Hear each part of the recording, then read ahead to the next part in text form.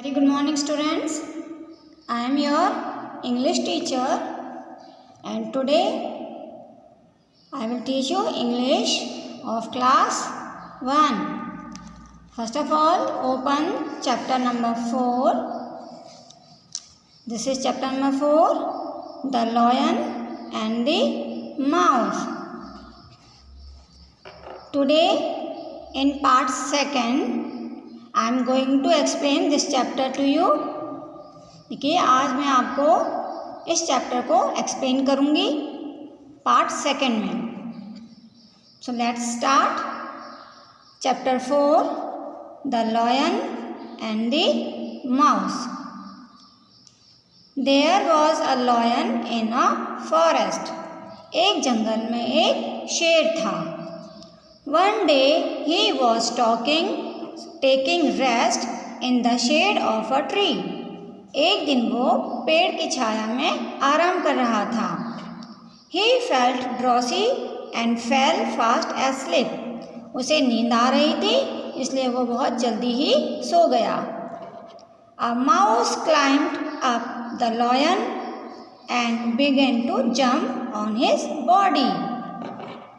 अ mouse, एक चूहा lion के ऊपर चढ़ गया और उसने उसकी बॉडी पर जंप करना शुरू कर दिया. The lion wake up. शेर जग गया. The lion caught the mouse in his पॉ. लॉयन ने यानी शेर ने चूहे को अपने पंजे में पकड़ लिया. He wanted to kill it. वो उसे मारना चाहता था. But the mouse requested him to set it free. लेकिन माउस ने उससे रिक्वेस्ट की कि तुम मुझे आज़ाद कर दो, मुझे छोड़ दो. The mouse said that it could also be helpful to him some time. चूहे ने कहा कि कभी कभी कुछ समय मैं भी आपके लिए हेल्पफुल यानी कि मददगार हो सकता हूँ. The lion began to laugh. शेर ने हंसना शुरू कर दिया. But the lion let it go. और लॉयन ने उसे जाने दिया. आफ्टर अ फ्यू डेज, कुछ दिन के बाद, the lion was caught in a rope net. शेर एक नेट यानी कि जाल में फंस गया.